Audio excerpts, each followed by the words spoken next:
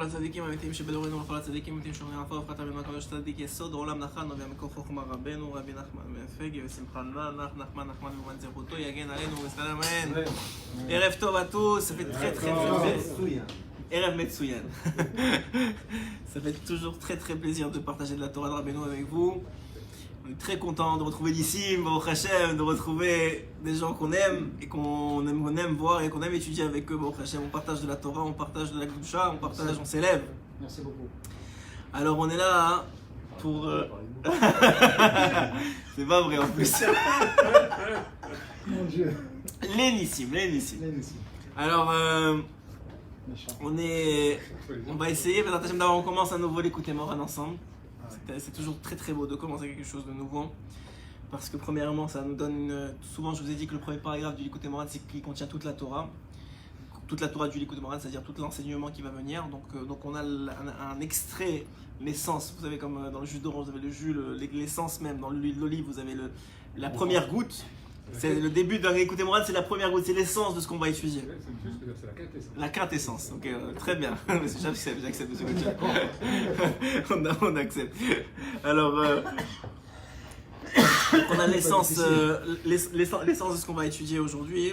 Avant, on va faire une petite introduction. Pour ceux qui n'étaient pas là entre Mitra et Arvit, donc la plupart d'entre vous, parce que j'en ai parlé un petit peu, mais on va faire une petite introduction puisque, comme vous savez, la beauté de l'étude de Rabbeinu, la beauté du Likutei Moharan, c'est qu'on souvent on l'applique, on peut même pratiquement tout le temps l'appliquer à notre vie quotidienne, à ce qu'on est en train de vivre présentement. Alors je me suis posé la question, c'était quoi le lien entre ce qu'on va étudier ce soir et ce qu'on est en train de vivre maintenant. Alors on sait bien sûr qu'on est maintenant dans le Sfirat HaOmer, dans le conte du Homer. Vous savez que dans la Halacha c'est rapporté qu'il y a une marloquette, dans la Gemara elle-même il y a une marloquette à savoir c'est quoi la mitzvah du Homer? Est-ce que la mitzvah du Homer, c'est le compte des 49 jours, c'est-à-dire du 1er jusqu'au 48e, c'est une seule mitzvah, c'est une opinion dans la Gemara, ou bien non, chaque jour c'est une mitzvah? Il y a une discussion dans la Gemara, puisqu'il y a une discussion, il y a ça fait qu'on ne sait pas.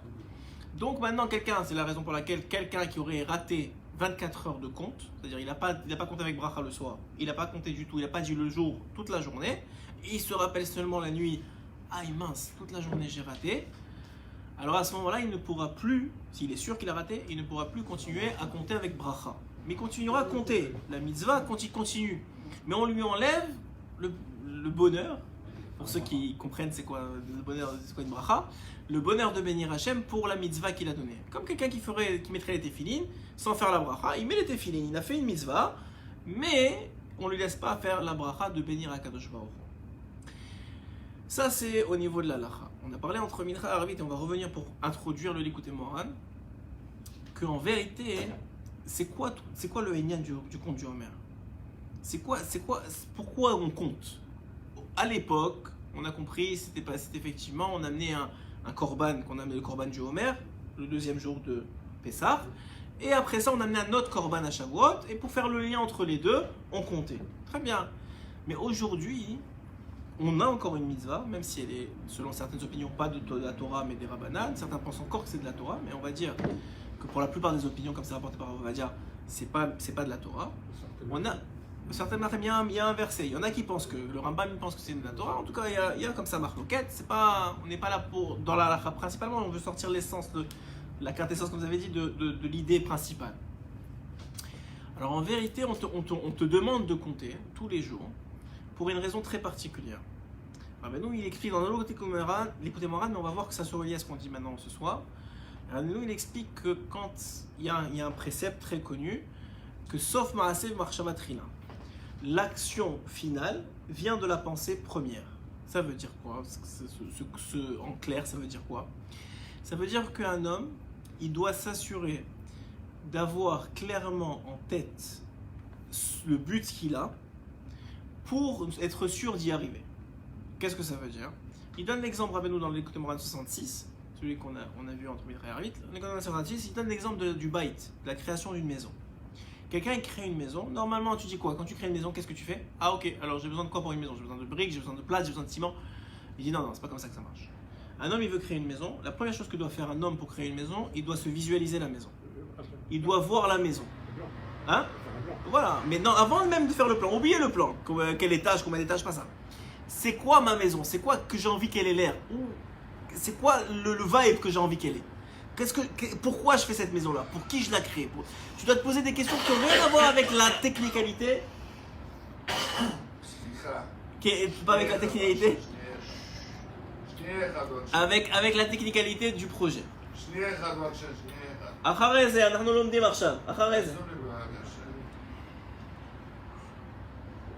ברוך השם. Alors on disait que ça n'a rien à voir avec la technique. L'individu, il est pris dans le projet, on va dire les détails du projet tout de suite. Mais attends, comment je vais construire une maison? J'ai pas d'argent. Comment je vais construire une maison? Je connais pas je connais pas de comment on appelle ça d'employés. Je connais pas d'électricien. Je connais pas ça. Je connais rien en plomberie. Il commence à se bloquer lui-même. Mais il a même pas encore commencé, il a même pas commencé le projet maintenant. Alors Rabbeinu dit non, fais pas ça. Premièrement, la première chose que tu dois faire, c'est te projeter dans le projet. Une fois que tu te projettes dans le projet, sache que le simple fait que le juif, il va se projeter dans le projet, il va attirer à lui les éléments qui vont permettre le projet. Il va attirer à lui. Ça veut dire que maintenant, tu n'avais pas d'argent, mais tu as le projet de faire une maison, l'argent va venir. Les contacts vont venir. Le plombier, tu vas en rencontrer un. Le truc, tu vas en rencontrer un. Tu vas attirer par le fait que tu te projettes dans l'événement, attirer, parce que tu as une puissance, le juif il a une puissance extraordinaire qu'on n'a aucune idée de c'est quoi vraiment. Mais en vérité, l'Eshama elle a une puissance tellement grande qu'elle est capable d'attirer les éléments que tu projettes. Ok? Ça c'est déjà un secret incroyable que peu de monde savent. Les gens ils se bloquent alors que ils disent, tu sais quoi, je vais pas au man parce qu'il y a tellement, il y a ça. Premièrement, projette-toi. Regarde-toi y aller. Est-ce que tu veux vraiment y aller? Pourquoi tu veux y aller? Est-ce que tu as compris c'est quoi? Et ça, pour tout dans la vie, c'est comme ça.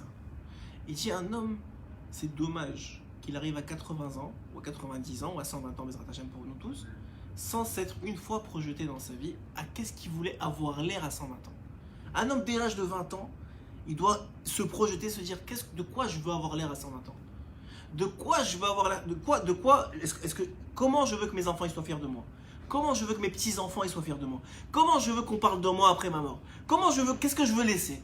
Il doit déjà à 20 ans se projeter comme ça. Tu dis attends, c'est la rasra, comment tu vas me dire projeter comme ça? Au contraire, il dit Rabbeinu, c'est le problème, c'est la rasra, c'est à 120 ans quand tu t'es pas projeté. Parce que tu réalises, tu regardes derrière toi, tu dis attends, mais moi je voulais être là et je suis là. Je suis à l'opposé de ce que je voulais être. Mais tu t'es jamais posé pour te dire qu'est-ce que je veux être. Pourquoi c'est tellement important de se poser pour se projeter, dire qu'est-ce que je veux être à 120 ans? Parce que qu'est-ce qui va faire de toi l'homme que tu vas être à 120 ans? C'est ce que tu fais aujourd'hui. C'est les éléments que tu changes en toi aujourd'hui, demain, après-demain, etc. qui vont créer l'homme de 120 ans. C'est ça qui fait la différence. C'est pas à 120 ans tu te dis, mais aujourd'hui tu dis je veux devenir Rabbi Akiva.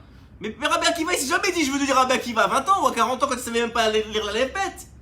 Non, il a dit je fais le projet de devenir un Talmid Chacham. Il savait pas que c'était, il avait aucune idée qu'il allait devenir Rabbi Akiva. Mais il a dit ok, aujourd'hui pour devenir Rabbi, qu'est-ce qui me manque? Ah, je sais pas lire l'hébreu. Ok, on va faire la lève-bête. Ah, maintenant je sais la lève-bête, qu'est-ce qui me manque? Ah, je connais pas les Mishnayot. Ok, on va prendre les Mishnayot. Ah, maintenant je connais les Mishnayot, qu'est-ce qui me manque? Ah, on fait le Gemara, on fait la Vagma, etc. Mais chaque jour, il a posé le pied ou l'élément. Oh, Hachem. Oh, Chava. En plus, ton fils. Attends, c'est pas possible. Oh, Chava. J'ai beaucoup entendu parler de toi. Bon, alors on va reprendre pour lui depuis le début. Non, je rigole. Non, mais l'idée, elle est très importante à comprendre. Et c'est un élément fondamental dans la vie de tous les jours de pas se tromper dans nos choix et dans nos comportements. C'est qu'un homme, il doit savoir que l'homme qu'il devient à 120 ans, ce n'est que le fruit des 120 années qu'il a passées. Ça a l'air hyper simple à dire, mais un homme, tant qu'il n'a pas ce projet-là de 120 ans, il n'est pas passé ces années-là, il ne réalise pas combien c'est important. Pourquoi? Parce qu'un grain de sable, ça vaut rien. Mais quand on met 1 plus 1 plus 1 plus 1 plus 1, bah ça te fait des tonnes de sable. Mais toi, tu ne le vois pas. Donc la même chose, un homme, il dit à Benoît Kadosh, il dit un homme, il est obligé de se projeter. Pourquoi? Parce que sinon, il a 99% de chance de ne pas devenir celui qu'il veut devenir. Et donc l'individu, il doit premièrement se projeter donc se dire, par exemple pour le projet de la maison, de quoi elle va avoir ma maison, pourquoi je veux faire une maison, c'est quoi le frame de ma maison, c'est quoi. Et après, il va attirer vers lui les éléments qui vont permettre la création de la maison. La même chose, un homme, il doit se projeter et projeter qui il veut devenir, qui il veut être à 120 ans. Et en fonction de qui il veut être, il va attirer vers lui les éléments qui vont le faire devenir cet homme-là.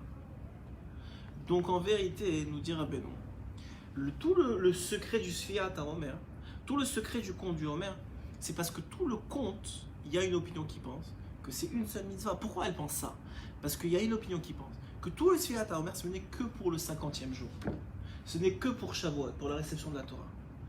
Tout ce qu'on fait pour compte maintenant, c'est que 50e jour. Mais celui qui n'a pas compris que le jour de Shavuot, on reçoit, comme dit le Zohar HaKadosh, tous les chidushim de toute l'année de Torah. Tous les chidushim, la possibilité que vous soyez là ce soir, ça a été déjà décidé Shavuot dernier. À Shavuot dernier, bon, parce que vous n'avez pas dormi, vous êtes venus, etc., on a décidé que Nissim, telle date, à tel jour du Homer, il va être un shiur de Torah, il va apprendre un nouveau concept de Rabbeinu HaKadosh, de la Torah du Likutei Moharan. Ça a été décidé il y a 1 an. Maintenant, ça s'est concrétisé aujourd'hui, mais tout était en potentiel parce que sauf Maaseh Bemarshava Trila. L'homme, il a montré une volonté de se rapprocher d'Hachem le jour de Shavuot. Hachem, il a dit, ok, cette année, il y a tant de pages de Likutei Moharan qui vont être étudiées. Nissim, il va avoir telle page, à tel jour, à telle heure. Et c'est comme ça vraiment que ça marche. Donc un homme, qu'est-ce que dit Rabbeinu? Qu'est-ce que dit la Torah en vérité? C'est que le Sifrat Hama, il t'apprend à te projeter. Parce que celui qui compte le Homer, juste en comptant comme ça, un jour après l'autre, il accomplit rien vraiment. Il a compris un petit peu, il compte. Au moins, il sait qu'il y a un jour qui est passé. Ça aussi, ça t'apprend que le minimum que tu peux faire, c'est au moins compter tes jours. Ça veut dire au moins, il y a un jour qui est passé. Qu'est-ce que j'ai fait dans la journée? C'est-à-dire en quoi je me suis rapproché du but. Mais si tu n'as pas de but, juste le jour, ok, j'ai compté, mais ça change rien dans ma vie. Mais si un homme il dit non, je compte pas pour compter, je compte parce qu'il y a un but. Je vais recevoir la Torah dans 50 jours. Pour recevoir la Torah, si je veux avoir une Torah différente de l'année dernière, je dois être un homme différent. C'est obligé, c'est comme ça que ça marche. Si tu n'es pas quelqu'un de différent, tu ne peux pas recevoir quelque chose de différent. Le gars, il reçoit les mêmes épreuves toute sa vie. Il dit, mais je comprends pas. Toujours là, ma femme, elle me parle de la même façon. Toujours mes enfants, ils me manquent de respect. Toujours le Shabbat, c'est comme ça. Toujours on s'énerve. Mais mon gars, je réagis toujours de la même façon. Tu veux jamais changer. Tu veux répondre de la même façon quand elle te dit telle chose. C'est comme, on dirait que c'est le même acte. Tu sais, il y avait un film comme ça à l'époque. Le jour revient, ou je sais pas quoi. Il se réveillait toujours avec le même sonnerie, avec le même truc. Le gars, il change pas, il veut pas changer. Mais tu vas recevoir la même Torah que l'année dernière. Le même nombre d'heures, le même truc, moi un peu plus, un peu moins, en fonction, mais il va pas avoir un gros changement. Mais un homme, il dit non, tu sais quoi, je comprends, j'ai compris ce que le Zohar dit, ce que Rabbi Shimon dit, qu'en vérité, le jour du Shavuot, c'est le jour de Matan Torah. Donc je reçois, il y a plus que ça. Le Zohar, il dit chaque jour, il y a une voix qui sort du mont Horeb, du mont Sinaï, et qui crie au Béné Israël, rapprochez-vous de la Torah, rapprochez-vous de Dieu. Alors le Baal Shem Tov, il pose une question. Il dit, mais il n'y a personne qui l'entend cette voix-là.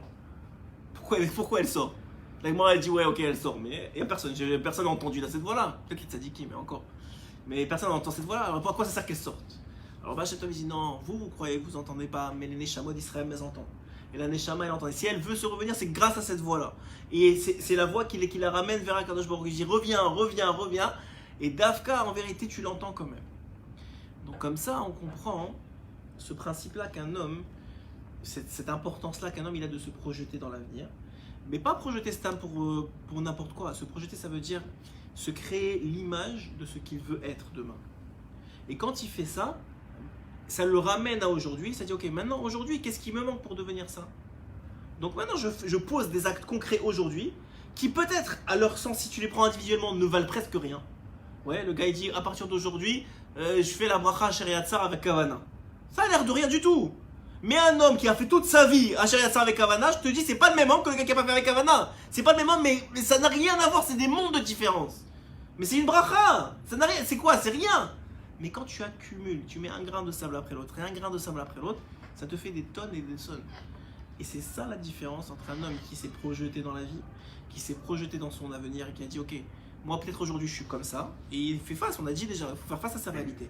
Mais une fois qu'il dit qu'il est comme ça, il dit maintenant, ok, où je veux être demain? Pas demain, dans 1 an, dans 10 ans, dans 15 ans, en fonction de n'importe quoi dans sa vie, même dans son projet, dans son projet de business, n'importe quoi. Pourquoi? Parce que les coups durs, ça arrive à tout le monde. Vous demandez même aux gens qui ont réussi, ils vont vous dire, moi j'ai planté 4 affaires avant de réussir celle-là. Ouais, mais qu'est-ce qui a fait tenir, qu'il s'est relevé le lendemain, qu'il a planté la 4e affaire, qu'il n'a pas dit non stop, j'en ai marre? C'est qu'il avait toujours le même projet, il avait toujours le même but, il avait toujours le même idéal. Quand tu as un idéal, malgré que tu tombes, tu as un idéal, tu vois plus loin que ce que tu es en train de tomber maintenant.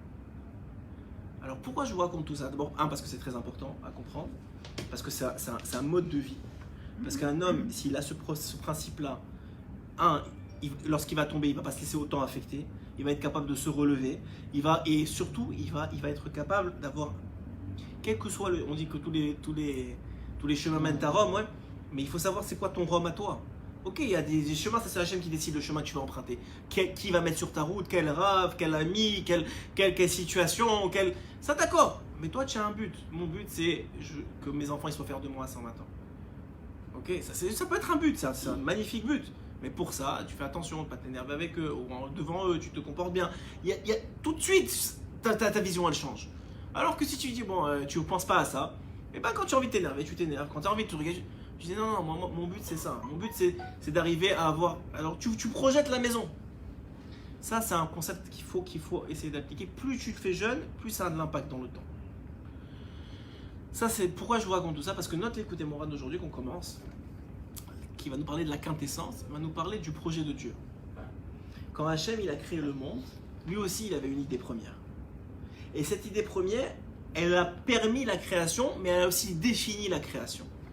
La création du monde a été faite en fonction de l'idée première. Puisque maintenant l'idée c'était le but. Il a projeté. Qu'est-ce qu'il a projeté? Rabbeinu il répond. Il dit qu'est-ce que Hachem il a projeté en premier? La première chose qu'il a pensé quand il a dit je vais créer un monde. Israël. Très bien. Il a projeté Am Israël. Mais pas seulement Am Israël, il y a un twist un peu. Pas seulement la terre d'Israël, très bien, c'est le Bereshit, il va parler de ça. Mais pas seulement de ça, il a projeté le Nachat Ruach, écoutez bien, il a projeté le plaisir qu'il allait avoir de Am Israël. Hachem, il s'est projeté, la première idée qu'il a eue, c'est le plaisir qu'il va recevoir de Am Israël. Et quand il a projeté cette idée-là, il a tout créé à partir de là. Alors il dit Rabbeinu Akadosh, après on va rentrer dans les mots, vous allez voir comment c'est extraordinairement beau. Mais, alors il dit Rabbeinu Akadosh, maintenant pourquoi Hachem il a fait que le lion, tout le monde a peur du lion, et il rugit, il a des dents, il a comme ça, et tel détail, tel muscle, dans tous les détails, pourquoi? Il n'y a pas de problème. Alors pourquoi? Parce que, écoutez bien, parce que un jour, ça c'est un exemple, en réalité il y a beaucoup, tu peux le multiplier, autant que de détails qu'il y a dans le monde, tu peux multiplier l'exemple. Parce que un jour, je vous ai déjà raconté cette histoire, mais elle est tellement belle, un jour allait se lever un rabbin, au fin fond du Maroc, pas au fin fond, Salé c'est pas le fin fond du Maroc, c'est au milieu du Maroc, même proche de la mer. Donc à Salé, allait se lever un rabbin dans les années 1700, qui s'appelle Rabbi Chaim Ben Atta, le roi Chaim Akadosh. Et ce roi Chaim Akadosh un jour, alors qu'il travaillait, je vous raconte cette histoire, je la raconte souvent à mes enfants, mais c'est une très belle histoire. Le roi Chaim Akadosh, en plus il est marocain, ça transmet un peu la gêne. Alors, donc ce roi Chaim Akadosh, un jour, qu'est-ce qu'il faisait? Il travaillait à l'époque, tous les tzadikim ils travaillaient. Il n'y avait pas, tout le monde travaillait. Donc il était couturier de bijoux. Ouais, il était orfèvre, on appelle ça, ouais. Sur des robes, etc. Et donc il était très connu parce qu'il était excellent, comme tous les tzadikim, mais quand ils font les choses, ils les font parfaitement. Et ils sont honnêtes et droits, etc. Tout ce que les tzadikim font, comme le Chavetz Chaim quand ils vendaient des légumes, même c'était devenu vendre un légume, par le Chavetz Chaim, c'est comme c'est de l'art, c'est plus vendre un légume. Dans tous les moindres détails, du peser, de tout ce qui se passe, tout c'est devenu de la divinité. Alors le Chaim Akadosh c'était la même chose, mais il avait une particularité. Le roi Chaim, c'est qu'il travaillait jusqu'au moment où il avait de quoi payer l'électricité, enfin il n'y avait pas d'électricité à son époque, mais on va dire le loyer, la nourriture du mois. Il avait un budget, il avait une projection, voilà le budget du mois. Quand il avait, ça lui prenait une journée, 2 journées, 3 journées, quand il avait fini, Chavetz Chaim faisait ça aussi. Quand il avait fini, il arrêtait. Et Chok Velo Yavor, il arrêtait. Tu pouvais donner ce que tu veux, il arrêtait. Tellement c'était fort ce que lui faisait, que tous les juifs de sa ville, à Salé, eux ils travaillaient moins quand le Chaim Akadosh il travaillait 3 jours par semaine. Parce que juste le Chaim Akadosh il influençait tout le monde, il voyait que c'était comme ça, alors lui aussi il travaillait moins. Et dès que le Roi Chaim Akadosh est parti en Israël, les Juifs de la même ville, ils ont recommencé à travailler 4-5 jours. Donc on voit l'impulsion du tzaddik. Bon, le tzaddik, il était là, il travaillait. Évidemment, arrivé un jour, une petite épreuve, il y a le gouverneur de la ville qui marie sa fille. Il entend que le Roi Chaim Akadosh est le meilleur orfèvre. Donc qu'est-ce qui se passe? Il dit ok, on va demander au Roi Chaim Akadosh de faire les robes de mes enfants et de ma femme. Il envoie ses soldats chez le Roi Chaim Akadosh. Le Roi Chaim Akadosh, il dit je suis désolé, mais j'ai fini mon mois. Il lui dit mais tu comprends pas, c'est dans 2 semaines le mariage, il n'y a pas j'ai fini mon mois. Il attend les trucs et il est pas drôle le gouverneur. Si c'est pas comme ça, il t'envoie dans la fosse au lion. Il dit ah bon bah moi j'ai fini mon mois, allez lui dire que je travaille pas. Ils repartent évidemment, il dit quoi? Ils se sont vexés, le gars va du goy. Il se sent vexé, il dit quoi? C'est pas question, tu l'envoies et vous lui dites si c'est pas besoin de venir me voir, directement vous l'amenez au fosse au lion. Et bon il dit écoute, tu viens ou tu t'envoies à la fosse au lion. C'est dommage, tu vas perdre de toute façon tes journées. Et non, vous comprenez pas, moi j'ai une ligne de conduite, ma ligne de conduite, si j'ai travaillé ce mois-ci c'est fini. Vous voulez, il repousse le mariage pour le mois prochain, il n'y a pas de problème. Ce mois-ci c'est terminé. Il dit ok, bon on est obligé de t'amener. Il dit ok, juste laissez-moi prendre mes téfilines et un livre de Torah et j'arrive. Et il les suit, il l'amène dans la fosse au lion. Tout le monde s'attend à ce qu'il soit bouffé. Qu'est-ce qui se passe? Il s'assoit. Manger. Il s'assoit. Et il ouvre le livre de Torah. Il avait les téfilines sur lui, le livre de Torah. Et là, tous les lions, ils viennent et s'accroupissent devant lui. Et ils écoutent. Une journée, 2 journées, 3 journées passent. Au bout de 3 journées, le gardien de la fosse, il voit ça. Il dit c'est bizarre, je vais aller dire au gouverneur. Il dit au gouverneur attends, mais il y a quelque chose qui va pas avec ce prisonnier que vous m'avez amené. Là. Il y a quelque chose qui tourne pas rond. Les lions, ça ne dure même pas une seconde d'habitude. Et là, ça fait 3 jours, il est en train de leur faire. Je sais pas ce qu'il leur raconte. Il dit ah ouais, il est venu voir ça, il a eu peur, il a dit je sais pas quand je savais pas, je m'excuse, sortez-le vite. Il y a même l'histoire, elle raconte qu'il y a même un des conseillers du gouverneur, il a dit mais non, c'est parce que les lions ils ont pas faim encore, et attendez quelques jours. Alors il a fait sortir, il a dit ça va pas, non, il avait vraiment peur, il a compris que c'était un sadique. Il l'a sorti, il a mis le gars à la place, ça lui a pris 30 secondes pour se faire bouffer, et le Roi Chaim il sort de là. Dit Rabbeinu Akadosh, c'est un exemple, je vais en prendre quelques-uns pendant la soirée, mais c'est un exemple pour vous dire quoi? Que le lion, il a été créé comme ça pour qu'un jour vienne un juif et que le lion, dont tout le monde a peur, que tout le monde sait que sa nature c'est de dévorer, que sa nature c'est de manger, quand ils vont voir ces gens-là, ces goïms là, et aujourd'hui 250 ans plus tard, on raconte encore cette histoire-là, quand les goïms ils vont voir ça, quand les juifs ils vont voir ça, le pouvoir de la Torah, le pouvoir d'Hachem, le pouvoir du juif, quand ils vont voir ça, ça va donner une gloire à Kadosh Baruch. Et le lion, il a été créé selon ces caractéristiques-là pour cette histoire-là. Et pour d'autres histoires dans le lion, on a vu d'autres histoires où le lion il est intervenu, ouais. Et c'est juste un exemple où on voit que toute la création c'est dans le sens inverse. Nous on croit Hachem il a créé, bon il y a des événements qui sont arrivés. C'est pas comme ça que ça marche. Hachem il a vu dans le temps comment un juif il allait glorifier son nom. Comment un juif il allait profiter du lion pour montrer la présence d'Hachem dans le monde. Et en faisant ça, ou un goy le contraire, et en faisant ça, il a créé le lion pour ça. Par exemple, la mouche, ouais, c'est écrit dans la Gemara que Sisra, qui était un général, il s'est se vanté de ne pas reconnaître Hachem, ou même de le reconnaître, mais d'être plus fort que lui, que Hachem il est en haut et qu'il n'existe pas en bas. Bon, plein de folies goy. Et est arrivé un jour, Hachem il a dit ok très bien, on va s'occuper de toi. Et là une toute petite mouche, elle rentre dans son nez, elle se projette jusqu'à son cerveau et elle lui fait toute la journée, et jusqu'à qu'il n'en peut plus, il en meurt. Maintenant cette mouche là, elle a été créée pour ça. C'est-à-dire que pour glorifier Akadosh Baruch Hu, petite, avec cette capacité là de ne pas s'arrêter pendant des heures, tout ça pour glorifier Hachem. L'ânesse, la même chose. L'ânesse, pourquoi elle a été créée bête comme ça? On dit l'âne, c'est l'animal le plus bête. Pour te montrer qu'un homme comme Bilam, il peut être encore plus bête que son ânesse. Et comme ça, tu peux en avoir des exemples dans la Torah non-stop. Rabbi Ishmael dans la Gemara. Rabbi Ishmael dans la Gemara, c'est écrit qu'il a acheté une ânesse à une Ishmaélite, justement. Il a acheté une Ishmaélite. Avec cette ânesse-là, il y avait un diamant. Quand il a reçu l'ânesse, il a remarqué que dans la poche, l'Ishmaélite avait laissé un diamant. Il a dit à ses élèves, il y a un diamant dans la poche. Les élèves lui ont dit, c'est pas notre problème, c'est pas grave, c'est son problème à lui, il avait qu'à vérifier. Et c'est vrai, Al-Pi al-Akha, il aurait pu garder le diamant, c'est lui qui vend la bête, il doit vérifier qu'est-ce qu'il vend. Il dit non, moi, j'ai pas acheté le diamant, j'ai acheté la bête. Prenez ce diamant-là, rendez-le lui. Ils sont surpris, ils ont dit ok, bon, très bien. Alors ils ramènent le diamant à son propriétaire. Qu'est-ce qu'il dit le Ishmaël à ce moment-là, dit la Gemara? Il dit bah, waouh, comment il est grand ce Rabbi Ishmaël. Il dit comment il est grand le Dieu de Rabbi Ishmaël. Parce que même un goy il comprend qu'un homme ne peut pas faire ça tout seul. La passe c'est trop important, le Yetzerara, les envies, c'est pas possible. Quelqu'un qui n'a pas de crainte de Dieu, il peut pas faire ça, rendre un diamant, je vous donne un exemple, on va dire $1 million, ou le chèque du loto, genre 26 millions, il rend le chèque du loto qui va avec parce qu'il a acheté une veste. Ouais, c'est pas logique. Il y a quelque chose de supérieur. Et il se dit Rabbeinu Akadosh, Hachem, lorsqu'il a créé le monde, il l'a créé en fonction de comment les bénis Israël ils allaient utiliser ce monde pour glorifier son nom. Et c'est comme ça qu'Hachem il a créé le monde.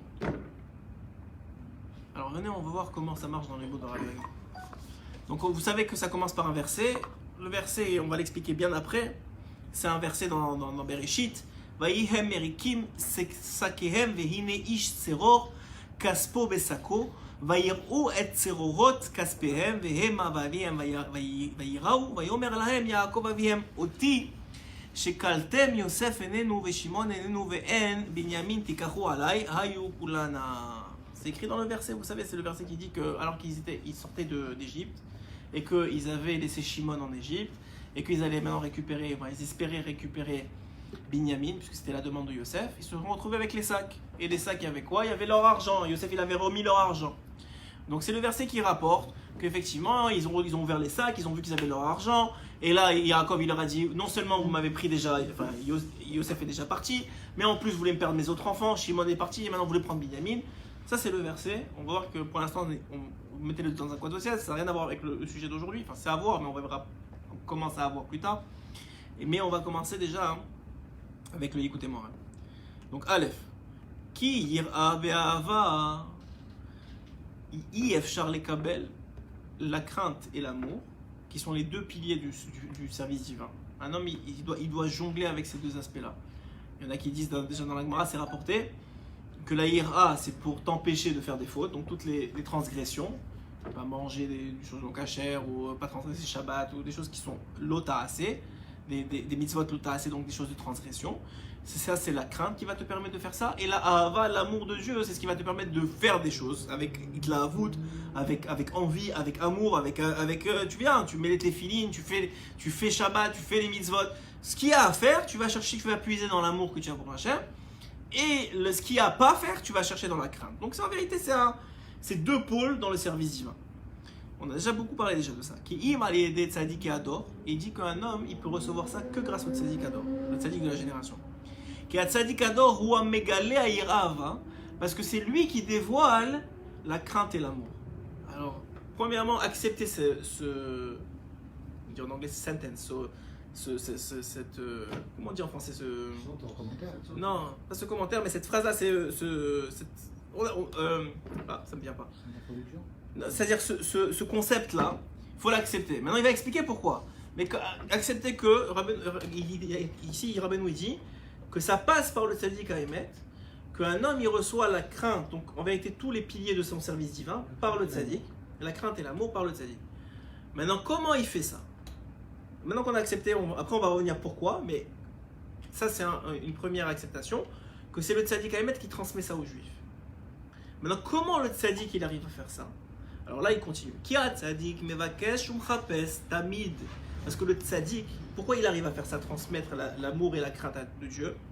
Parce qu'il est tout le temps en train de mevakesh, de chercher, umchapes, aussi de chercher, de révéler et de chercher. Tamid les galotes, il cherche toujours à dévoiler aretzonot shel Hashem yitbarach, les volontés d'Hachem. Pourquoi est-ce que le fait de dévoiler les volontés d'Hachem ou de chercher à comprendre les volontés d'Hachem, ça amène à dévoiler la crainte et l'amour? On va comprendre après. Il va dévoiler, il va expliquer pourquoi. Mais il fait déjà le lien entre les deux. Parce que dans chaque chose qui existe, il y a la volonté de Dieu. Hachem, encore une fois, je vous ai donné l'introduction pour comprendre ça, Il s'est pas dit, viens, on va faire un arié comme ça, un lion comme ça. Ah bon, ouais, c'est bien qu'il ait des grands yeux, qu'il ait des dents comme ça. Ce serait bien, ça serait beau. C'est pas comme ça que ça marche. Tout a une raison d'être. Tout. Dans les moindres détails de chaque élément du monde, il y a une raison d'être et Rabbeinu, il va dévoiler la raison.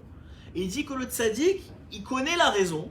Et puisqu'il connaît la raison, il connaît donc la volonté d'Hachem, puisque la volonté s'est exprimée. On a dit la création, ça vient répondre à la volonté.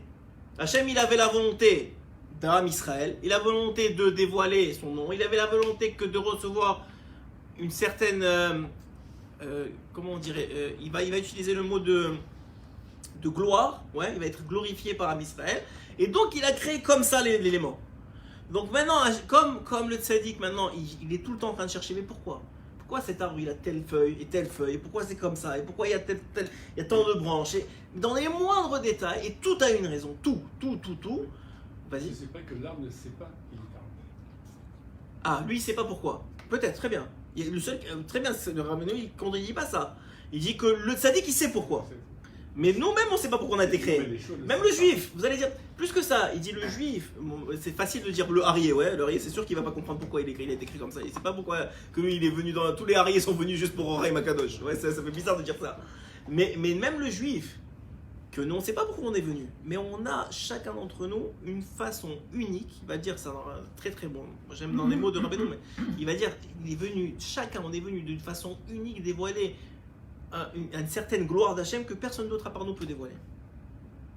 Et chacun d'entre nous, et le tzaddik il voit ça aussi chez chacun d'entre lui, il comprend à partir de la conséquence, donc de la réalisation, du fait que lui il est venu dévoiler ça, ça veut dire qu'Hachem dans sa pensée première il voulait qu'on se soit dévoilé comme ça, c'est pour ça qu'il a fait cet homme là. Et donc dans le Einyan il dit comme ça, dans chaque chose il y a la volonté d'Hachem, que ce soit dans la globalité du monde, c'est-à-dire de façon générale comment le monde il a été créé, des haïnou ma chez Hachem idbar ratza livro et haolam bichlal, c'est-à-dire pourquoi Hachem il a voulu créer le monde en entier, vechen biprate abriya, mais dans tous les détails du monde, bechol davar vedavar biprat, dans chaque détail yesh retzon Hachem idbar, il y a la volonté d'Hachem qui est cachée dedans. Dans chaque détail de notre vie il y a la volonté, l'expression de la volonté d'Hachem.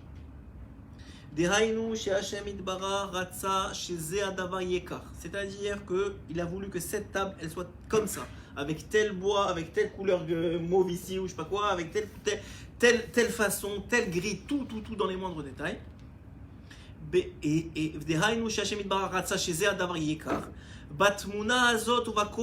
Avec telle force et telle particularité.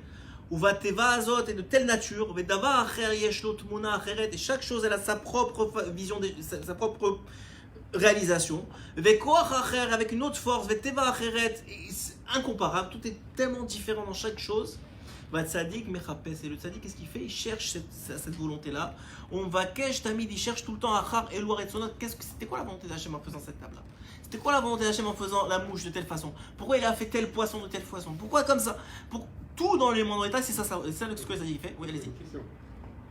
Les choses de la nature, j'entends à peu près ce qu'il en est. Oui. Il y a une chose qui sont fabriquées par l'homme, c'est comme l'homme qui le fait. Il y a une arbitre, il y a une décision, il y a un projet, qui est établi, qui fabrique à partir des matières premières que Dieu a créées, d'accord? Ouais. L'objet qu'il a devant lui. Alors encore, très bien, c'est une bonne question, moi je pense, mais le principe à mon avis, il est qu'en vérité la table, elle est l'expression de la volonté de l'homme. Oui, l'homme il a pensé quelque chose, après mais cette volonté, elle est elle-même l'expression du cachet de Dieu.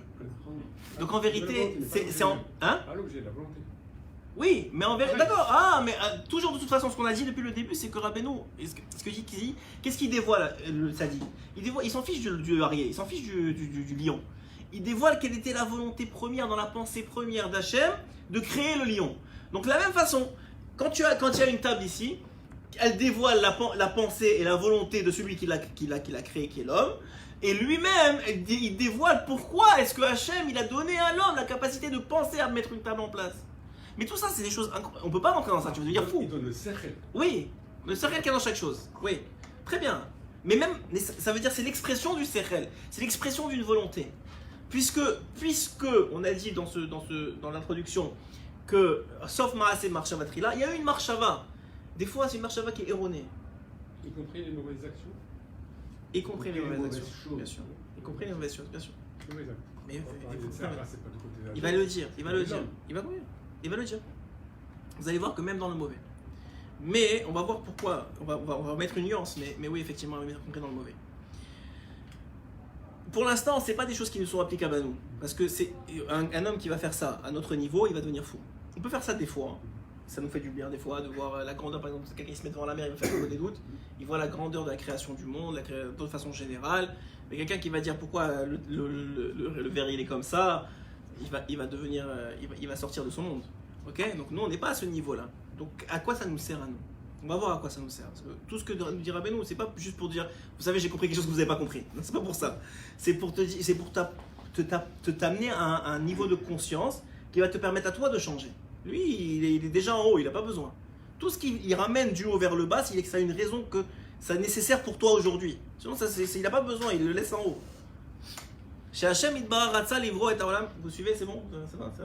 Ça tient? Parce que c'est un peu ardu au début. Donc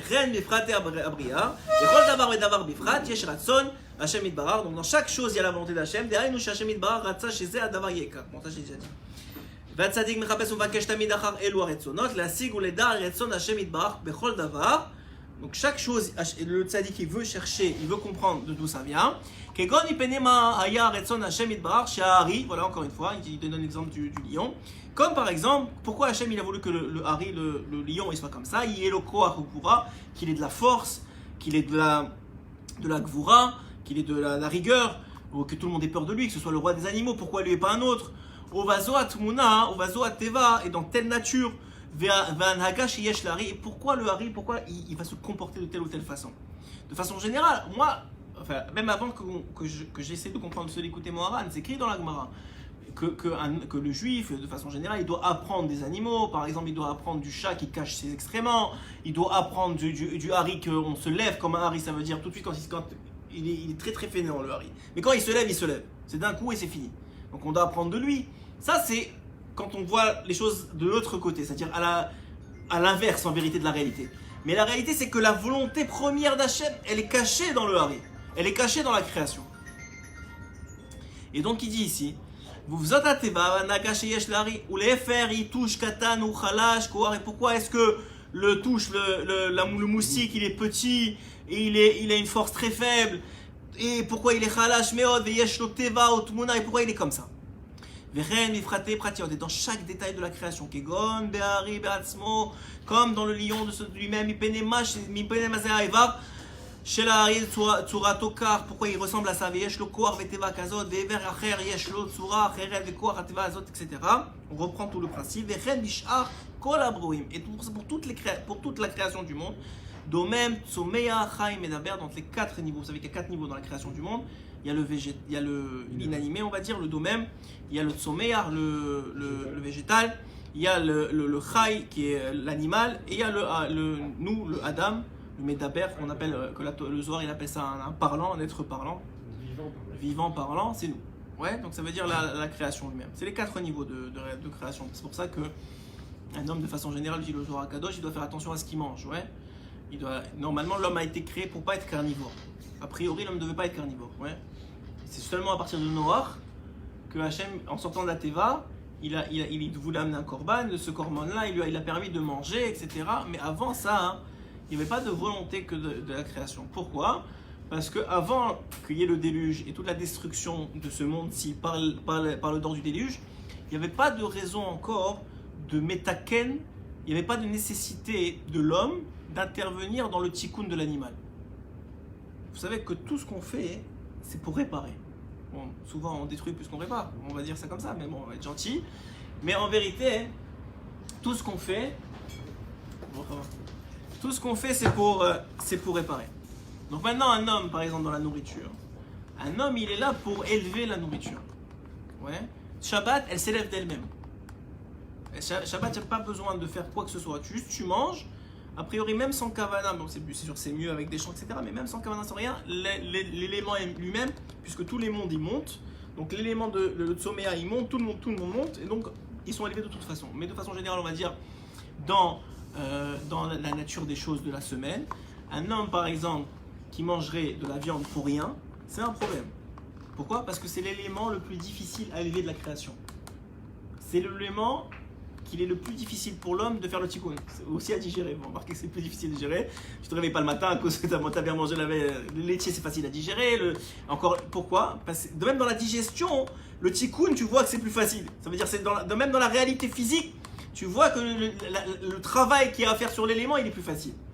Donc normalement, un homme, à part quand c'est par exemple pour une iloula, c'est pour ça que quelqu'un qui est carnivore, comme des fois beaucoup d'entre nous, alors toujours avant de manger de la viande, c'est bon de vérifier s'il y a une iloula d'un tzaddik. C'est vrai, même si c'est un four, c'est-à-dire tu as envie de manger donc tu vérifies. C'est pas parce qu'il y a une iloula que tu fais.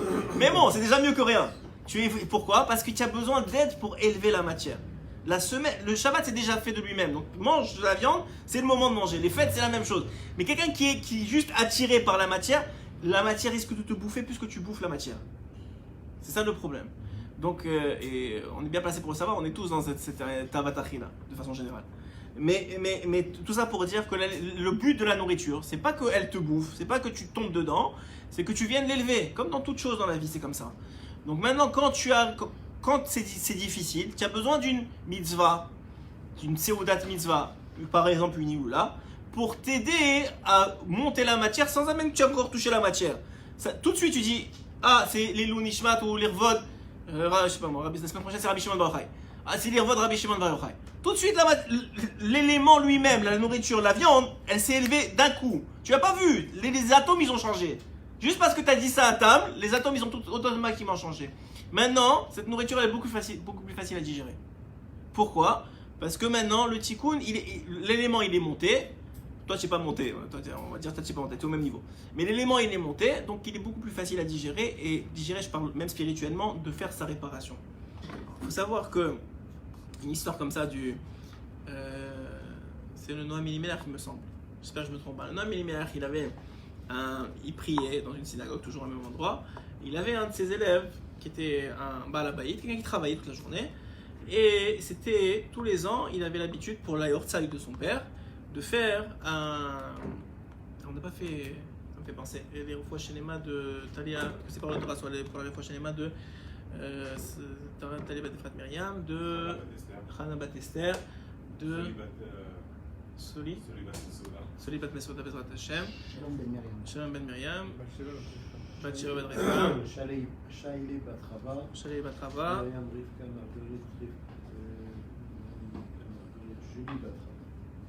Myriam, Rivka, Marguerite, Julie, Badrara.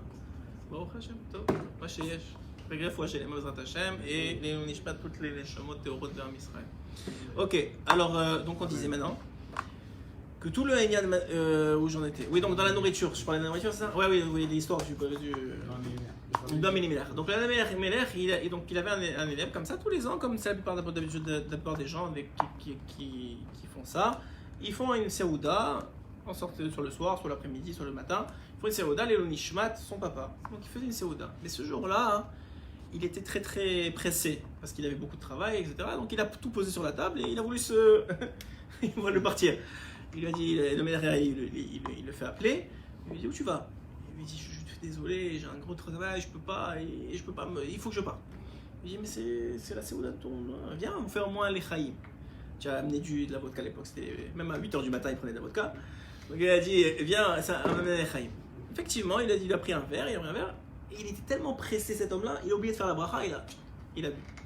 Et lui, pour bien marquer le coup, là, derrière, il se pose, il fait une bracha lentement, et l'autre il devient rouge, j'ai bu devant le Noam Elimelech sans faire de bracha, et il lentement avec Kavana, Baruch Ata Hashem, il s'arrête, parce qu'il faut s'arrêter 3 fois, Baruch Ata Hashem, on s'arrête, Elokeinu melech haolam, on s'arrête, et après on fait Shakol, oh, ce qu'il y a. À l'époque, pour la vodka, c'est Shakol, aujourd'hui je sais pas, je sais pas c'est quoi la vodka aujourd'hui, Shakol encore, ouais, ok c'est bon. Alors, ça dépend à quel verre. Alors, tout simplement pour dire que il fait la bracha et il dit, ah bon maintenant tu peux partir. Il lui dit, attends, mais je voulais te dire, heureusement que j'ai fait la bracha. Et puis il dit, oui, bien sûr, je m'excuse, j'ai pas pensé, il se sent pas bien. Non, c'est pas pour ça que je te dis ça. Il dit, parce que c'est dommage que ton papa, ils l'ont jugé en haut. Ça fait déjà 20 ans qu'il est parti. Et ils lui ont permis de revenir dans du blé. Et dans le blé, ils l'ont fait, ils ont permis que ce blé-là, c'est le blé qu'on a ramassé pour faire 7 vodka. Et pour 7 vodka, et qu'il est revenu dans cette bouteille, et que toi tu as pas fait la bracha, c'est dommage. Heureusement que j'ai fait la bracha pour toi. C'est pour te dire quoi? Qu'on sait pas, non, je vous dis ça c'est l'histoire du Noël et lumière. Mais tout ça pour comprendre que tout ce qu'on fait, même si on n'a aucune idée, même si on se trompe, des fois on se trompe, mais on se trompe pas. C'est-à-dire, y a pas, et Hachem il te laisse pas te tromper. Toi tu as l'impression de te tromper, tu as un tikkun à faire en plus pour toi, tu vois ce que tu veux. Mais même dans le mal, on se trompe pas. Hachem il permet pas quelque chose qui ne participe pas au tikkun, ne participe pas à la réparation. Pourquoi? Parce qu'il n'a pas de temps à perdre. Donc c'est vrai qu'il y a un libre arbitre, c'est vrai que tu vas te tromper, mais même cette erreur, qui a l'air d'une erreur, quand Mashiach va venir, on va dire mais c'était pas une erreur. Heureusement que ça arrive parce que tous les éléments qui vont découler de ça, encore plus dans le bien. Encore plus dans le bien, j'ai écouté Ravia et Yaakov Sitruk qui parlait de son père, je ne sais pas si vous avez écouté cette histoire. Il a raconté l'histoire sur son père, je l'ai fait en kitsour, très très rapidement. Il racontait, bon pas chez moi ça m'inspire beaucoup les histoires de Rav Sitruk, c'était même un homme très, en plus c'est quelqu'un qu'on a connu donc c'est proche de nous. Et il racontait qu'un jour il avait un ami très proche, il a fait très très rapidement, vous l'écouterez si vous voulez. Et il avait un ami très proche et qui était sur le point de mourir, et donc il est parti le voir et il lui a amené les téphilines réservées à son fils, à Rabbi Yaakov. Il avait amené des téphilines à son fils pour lui mettre, et avant qu'il parte. Et le père, le monsieur qui allait mourir, et la famille, ils ont été tellement touchés, c'était des gens loin de la Torah, ils ont été tellement touchés que le Rav, ils viennent avec les téphilines qu'il avait réservées pour la bar mitzvah de son fils, que son fils il n'avait même pas encore mis pour la première fois, et qui maintenant il sanctifie ces téphilines à cet homme-là parce que c'était les téphilines qu'il voulait. Il lui a dit c'est les téphilines de mon fils, je les avais réservées, mais c'est pour vous, etc. Et il lui a mis comme ça. Ils étaient tellement touchés que cette histoire, elle est restée comme un rochem, comme une histoire, une empreinte dans la famille, que même s'ils étaient loin, hein, et même un des fils était même marié avec une goyate, en tout cas je ne vous donne pas tous les détails, mais même s'ils étaient loin, c'est resté comme l'histoire du Rav Sitruk dans la famille. Et cette histoire, elle a fait tellement de bien avec les années que les petits-enfants, ils sont montés en Israël, ils ont fait tchouva, et ça a fait des péroulottes, ça a fait des enfants de ces enfants d'une histoire, d'un acte. Nous, on ne voit pas ces choses-là, on n'a aucune idée de ce que ça veut dire. Mais Hachem, lui, il a un plan, il a une vision de la finalité. Donc tout ce qui arrive pour arriver à la finalité, ce n'est que pour la finalité. Et la finalité, c'est ça la beauté d'écouter Moran, c'est que Hachem, à travers Rabbeinu, il te dévoile c'est quoi la finalité. La finalité, c'est que Hachem, il se glorifie du peuple d'Israël. C'est pour ça que tout a été créé. Tous les événements, tout, c'est pour que Hachem, il se glorifie en tant que peuple et en tant qu'individu de chacun du peuple d'Israël. Quelque part parlant, on peut dire que le libre arbitre n'existe pas alors. Il existe, on rapporte toujours cette question, c'est la question du Rambam qui dit, n'essayez pas de comprendre comment à la fois le prédéterminisme existe, c'est-à-dire le fait que Hachem il a déjà tout calculé, et d'un autre côté, ton libre arbitre il existe aussi. C'est-à-dire qu'effectivement il sait ce que tu vas faire, mais c'est toi qui as choisi de le faire. Maintenant, de toute façon, il a des cases, Hachem, ouais. Il a un meurtre ici, il a une mitzvah là, il a quelqu'un qui va mettre les téphilines, une chouva ici. Maintenant, il cherche des gens pour mettre dans les cases. Il cherche des gens, il sait déjà qui va être à l'avance, mais ça ne change rien, que c'est toi qui as choisi, et c'est toi qui en vérité aussi a le potentiel de venir, de monter dans cette case ou dans cette case. D'arriver dans cette case, mais il sait très bien que c'est toi qui déjà à l'avance, il sait que c'est toi qui va être dans cette case, donc il lui faut cette case là pour quelqu'un d'autre, il sait tout ça. C'est pour ça qu'il faut redire la grandeur de l'intelligence d'Akadosh Baruch Hu, c'est inimaginable. Nous on n'arrive pas à faire 2 plus 2. Lui c'est des milliards de connexions par seconde multipliées par le nombre de secondes de 6000 ans de la création du monde. Des milliards de connexions que elle a des milliards de réflexions sur tout le reste des autres connexions. C'est inimaginable. Vas-y. Je dis, toi tu choisis, ouais. Mais dans tous les cas, le résultat c'est le même. Le résultat, Hachem il a déjà prévu. Et la façon, peut-être qu'il y en a plusieurs, moi je ne sais pas comment ça, mais c'est sûr que toi tu choisis où tu veux être dans l'histoire. Alors là ici, quand on comprend ça, y compris les souffrances du peuple juif. Y compris les souffrances du peuple juif. Je sais que ça vous revient à chaque fois, je sais que la Shoah aussi vous revient à chaque fois. Je ne pourrais pas juger, moi je ne l'ai pas vécu, vous oui, enfin votre famille oui. Donc c'est sûr que c'est vrai, mais oui, y compris les souffrances du peuple juif. Et viendra un jour où on comprendra que même les bombes qui tombent sur Ashdod, ça a une bonne raison. Et c'est une bonne chose. C'est sûr qu'aujourd'hui on comprend pas. Il n'y a pas de souffrance inutile. Non, aucune. Ton Yom. Hein? Yov, c'est le cas par excellence de souffrance. Non, même ça, c'est pas une souffrance inutile. Ça nous apprend d'abord beaucoup de choses à nous-mêmes. Deuxièmement, il a Iov. Il a donné l'exemple d'Iov. Iov, qui était le goy de Tzedek par excellence. Le goy de Tzedek par excellence, qui a tout perdu, qui est devenu lépreux. Bon, après, il a tout récupéré, ses enfants, c'est pas les mêmes. On va dire, il a récupéré une femme, des enfants, la richesse, tout ce que vous voulez, mais il a vécu une période très très dure. Mais juste le fait qu'on en parle encore aujourd'hui, c'est sûr que c'est pas pour rien. Donc c'est sûr que même les choses qui ont l'air être difficiles pour un homme aujourd'hui, ou qui passe des difficultés, ou que c'est des fois tu réalises que dans le travail ça a été moins bien une période de l'année ou une période de la vie, ou dans le mariage, ou un homme divorce, il y a plein de trucs, des souffrances, on pouvait en multiplier par autant d'hommes qu'il y a dans le monde. Ouais, autant d'heures de peut-être qu'il y a dans la vie d'un homme. Mais chaque chose, elle est là pour arriver à un but qui est bon. Et qui est non seulement bon, qui justifie, pas seulement justifie, mais qui rend la chose qui amène à ce but-là bonne. Même si aujourd'hui elle est vécue comme n'étant pas bonne. Donc quand on comprend ça, dit Rabbeinu Akadosh. Vechen bifrate pratiot kegon, donc ça j'ai déjà dit, domaine somer medaber, shebechulam yesh shinuyim rabim le'en mispar ben kol echad lechavero. Il y a tellement de différences, tellement de choses extraordinaires, tellement de pratim, de détails dans le monde. Vechen bechol echad ve'echad beratzmo yesh bo shinuyim rabim. Même dans chaque homme, il y a tellement de choses qui est différent. La main, c'est pas le bras, c'est pas la tête. Même dans les varim, on sait que les mitzvot, elles sont séparées entre négatives et positives, que chacun correspond au tendon, et il y en a qui correspondent au nerf, il y en a qui correspondent. Et chacun, et quand un homme, par exemple, aujourd'hui, on n'a plus beaucoup de tzadikim, peut-être pas du tout, de tzadikim qui étaient capables de faire ça, mais quand on venait voir, par exemple, le Harizal, quelqu'un lui disait j'ai mal à l'épaule, il lui dit parce que Kriyat Shema, tu le fais pas bien. Ouais, c'est pas. Maintenant, c'est pas. Chaque il était capable de relier, de faire le lien entre le corps et l'âme, tout de suite. Et ça, c'est des tzadikim. Mais c'est comme ça que ça marche vraiment. C'est juste qu'on a perdu la science qui va avec. Il y a des tzadikim qui vont avec. Mais c'est le tzadik, lui, il est capable de faire ça parce qu'il voit dans le ratson. Et il voit que la volonté qu'on a une épaule qui marche, c'était parce que il fallait faire vivre le correspondant spirituel dans l'âme. C'est ça la volonté première d'Hachem. Pourquoi? Parce que ce correspondant spirituel, il a glorifié Hachem au moment où il fallait glorifier, etc. On continue. Elle est donnée qu'à certains très rares. Oui, 100%. On peut pas être à cette hauteur. Hein? On peut pas être à la hauteur de ces... Non, mais pourquoi elle est... Encore une fois, elle n'est pas donnée pour eux-mêmes. C'est pour ça qu'il a commencé. Je vous ai dit, il faut le prendre comme un... En tout cas, il faut le prendre comme un acquis. Qu'elle n'est donnée à cet homme-là, ou à ce tzaddik-là, que parce que maintenant il va l'utiliser pour ancrer dans le plus pachout des pachoutes comme nous, la crainte et l'amour d'Hachem. Il va utiliser cette connaissance du Ratson d'Hachem pour, on va voir comment, c'est tout un mahalar, les côtés Moran 17 il est assez long, c'est tout un mahalar, comment le tzaddik il va réussir à transmettre, grâce à cette connaissance qu'il va acquérir de la volonté d'Hachem, la crainte et l'amour dans le peuple. Ça c'est le but, je vous ai dit que la première phrase du côté Moran, c'est ça le but de l'enseignement.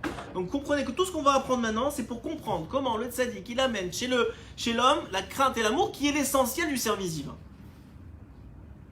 Il dit Ve'akol haya mechamad retzon haborei yitbarach shemo, sheratza sheze yikach כך וזה ככה, והצדיק מחפש תמיד אחר אלו הרצונות, המשיג ומוצא אותם על ידי התפארות. Voilà, c'est le mot que je cherchais. Itpa'arut, c'est cet orgueil un peu que Hachem il va recevoir du peuple d'Israël et qui reçoit déjà du peuple d'Israël.